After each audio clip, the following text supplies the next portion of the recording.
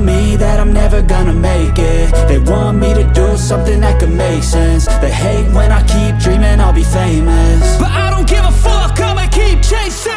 I got all this potential that's deep inside of me, but they hate when you're successful cause they try to be. They sit there being judgmental because you're trying things, and they just want you to settle and do the right thing. So get a good job, don't slack off. Wake up every morning, make a good impression on your boss. Don't do anything that I wouldn't do, and when you're making money, make sure you don't spend it too soon.